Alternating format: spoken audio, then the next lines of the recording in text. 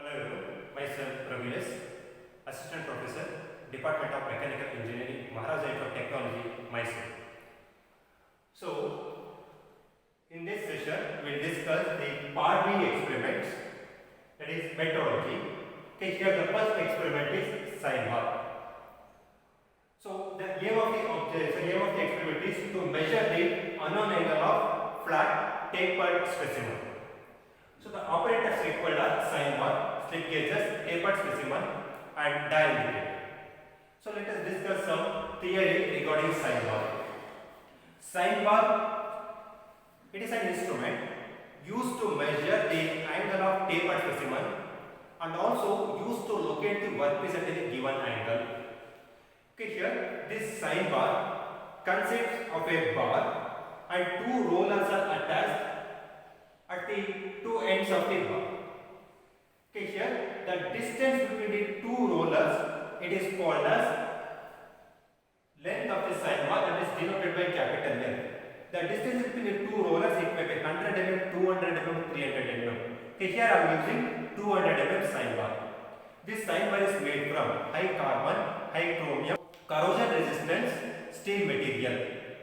So this is all about theory. So sine bar, so it is made from high carbon, high chromium, corrosion resistant steel material. Here we have two rollers which are provided at the two ends of the sine bar, and here we have relief holes which are provided to reduce the weight of the sine bar and also handling of sine bar. Now let us discuss the working principle of sine bar. So why it is called as sine bar? Sine bar, why it is called as sine bar? Because okay, here we are using sine ratio, so in order to calculate the angle. Okay, here we know that, so from the rectangle triangle, sin theta is equal to opposite divided by hypotenuse. Opposite is equal to AB, hypotenuse is equal to L. Therefore sin theta is equal to h by L. Therefore theta can be calculated by sin inverse of h divided by L. Now let us discuss the working principle. Okay, here when one of the roller of this sine bar is placed on surface plane and another roller is placed on height of the slip gauges, then okay, here a right angle triangle is formed. From this right angle triangle, okay, here, so ABC, so take sin theta. Sin theta is equal to opposite divided by hypotenuse, that is sin theta is equal to h divided by L. Therefore theta is given by sin inverse of h divided by L. So this is the working principle of sine bar. So this is all about the working principle. So next let us discuss the conduction of experiment. Now let us discuss the conduction of sine bar experiment. Okay, here this is the arrangement. This is the sine bar. Okay, here this is the tapered workpiece specimen whose angle to be measured, and here we have a dial indicator. So the procedure is like this. First, place the tapered specimen on the upper surface of the sine bar. Next, take the dial indicator. So locate the dial indicator at one end of the workpiece material. Next, move the dial indicator to another end to note down the slope of the workpiece material or deviation. Okay, here in the dial indicator the pointer moves or deflects. So the deflection of dial indicator corresponds to the taperness of workpiece material. Now, okay, here the dial indicator is set at one end of the workpiece material. Okay, in the dial indicator here we have larger scale and smaller scale. So the least count of dial indicator is 0.01 mm. Now okay, here the dial indicator is set at one end of the tapered workpiece material. Now move to the another end in order to note down the deflection or deviation. Okay, here now I am moving the dial indicator from one end to another end. So now here pointer is moving on the dial indicator. So now here, so from the dial indicator, so we note down the deflection or deviation.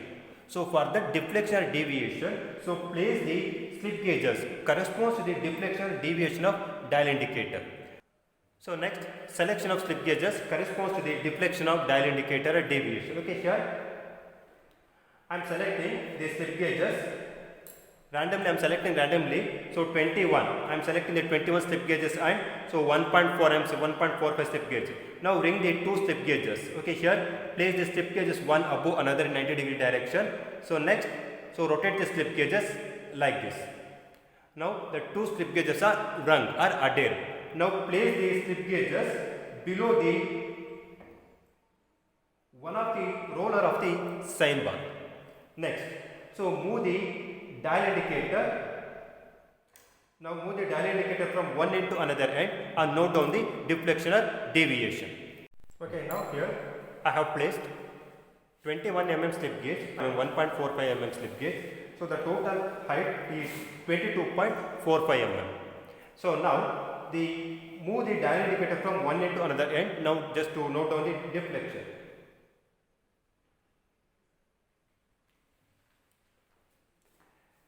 So now from the dial indicator, okay, here we are observing the deflection or deviation of dial indicator. So the reading is, so okay, here 20, 10, 20, 30, okay, here the pointer shows 22 multiplied by least count, that is 0.22 mm.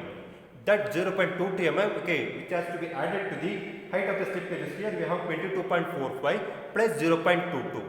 So for the total height, we are supposed to place the slip gauges so below this roller, and again the procedure is repeated till the dial indicator shows zero deflection, or the dial indicator it should not show any deflection. At that point, at that point, the tapered surface of workpiece material it becomes straight. So because of the slip gauge height. So for the deflection of 0.22 mm, okay, here the previous height was 22.45. So now for the 22.45 height for the 22.45 height, so the deflection shown by dial indicator is 0.22. Therefore, 22.45 plus 0.22, which is equal to 22.67. Now we are supposed to select the 22.67 slip gauges.